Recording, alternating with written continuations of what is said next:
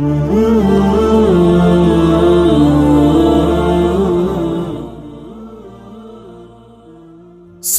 پات.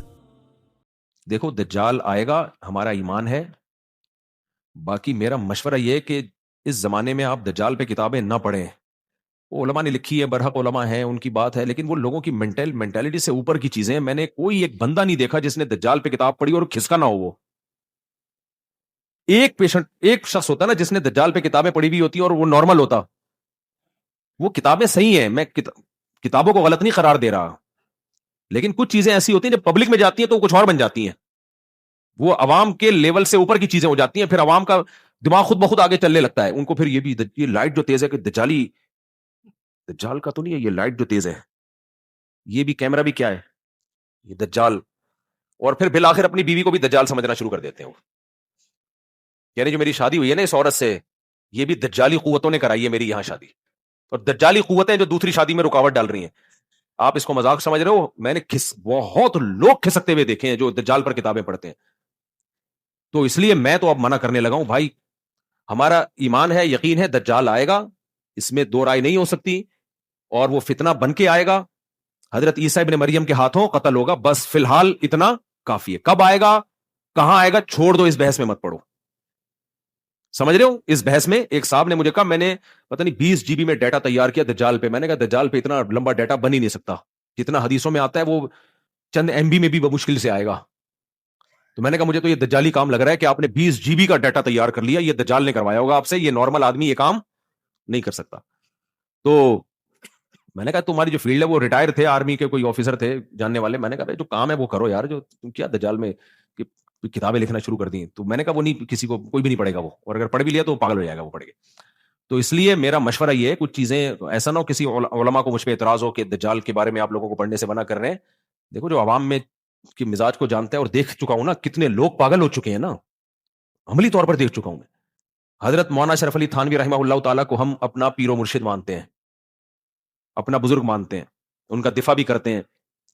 ان کی بعض تصوف پہ کتابیں ایسی ہیں جو بالکل ٹھیک ہیں، لیکن ان کتابوں کو پڑھ کے لوگ پاگل ہو گئے. میرے شیخ حضرت مفتی رشید احمد صاحب رحمہ اللہ تعالیٰ سختی سے منع کرتے تھے. حضرت حکیم الامہ کی، میں نام نہیں لے رہا کتاب کا، اس وقت ذہن میں ہے بھی نہیں، ہوتا بھی تو بھی نام نہ لیتا، کیونکہ جس چیز سے روکا جائے لوگ جا کے وہی مارکیٹ سے خریدنا شروع کر دیتے. تو میں نے اپنے شیخ سے بھی سنا کہ وہ فرماتے تھے حکیم الامہ کی فلاں کتاب ہے، تصوف پر ہے، وہ لوگوں کی مینٹل لیول سے اوپر کی چیز ہے. فرمایا کئی لوگ پڑھ کے پاگل ہو گئے. وہ ان کو سلوک کے منازل میں 17ویں منزل پر، 13ویں منزل پر میری یہ کیفیات میری عجیب سے پاگل ہو جاتے ہیں بالکل. تو ہر چیز ہر ایک کے پڑھنے کی نہیں ہوتی. تو اس لیے دجال پہ کتابیں مت پڑھیں. اس سے اتنا ایسا کھسکتے ہیں لوگ، اتنا کھسکے ہیں. ایک ہمارے جاننے والے، وہ سمجھ نہ جائیں کہ میری بات ہو رہی ہے، لیکن وہ اتنا کھسک گئے ان کو پتہ ہی نہیں چلے گا کہ میری بات ہو رہی ہے. اچھا بھلا آدمی تھا وہ، شریف شرفا، میں اس کا پیشہ نہیں بتاؤں گا ورنہ وہ سمجھ ہی نہ جائے کہیں کہ میری بات ہو رہی ہے. میں جا کے جامع ترشی جب جانا ہوتا ہے ادھر بیٹھا کرتا ہے اس کے ساتھ، اور پھر میں نے ایک دن دیکھا وہ تو بالکل پاگل ہو گیا ہے. وہ اپنی ساری پراپرٹی بیچ رہے کہ دجال آنے والا ہے سب کچھ. میں نے کہا بیڑا غرق کر رہا ہے. پھر اتنا حالات خراب ہو گئے. ایک نیسلے کمپنی میں اچھی بھلی جاب تھی ایک آدمی کی، بلکہ جاب نہیں، اس کا اپنا بزنس تھا. ہوتی ہے نا فرنچائز لے لیتے ہیں یا برانچ کھول لیتے ہیں. داڑھی والا آدمی، یہ بات ہوگی 2011-12 کی. نیک آدمی، اچھا بڑا بزنس چل رہا ہے، مدرسوں کے ساتھ تعاون بھی کرتا تھا ٹھیک ٹھاک. میری دوستی اسی سلسلے میں ہوئی کہ بہت تعاون کرتا تھا مدارس کے ساتھ. وہ کوئی دجال پہ کتاب پڑھی، اس نے وہ اپنی کمپنی بند کر کہتے یہ نیسلے نا دجال کا وہ ہے، اور اس میں پتہ نہیں کوئی جرثومے ڈالے جا رہے ہیں اولاد روکنے کے. وہ پورا بزنس ہی اس نے بند کر دیا اور پھر روڈ پہ آ گیا بیچارہ. تو کہتا ہے یہ تو دجالی ہے یہ نیسلے. میں نے کہا نیسلے کا دجال سے کمپنی ہے، بس اتنا ہے یہ، ٹھیک ہے نا. جیسے ملٹی نیشنل کمپنیاں ہوتی ہیں بہت ساری، اس کا دجال سے کوئی دور دور کا تعلق. آپ اس کمپنی پہ اعتراض کر لو کہ اس کی قیمت زیادہ ہے، یا آپ کے خیال میں وہ پانی صحت مند نہیں ہے.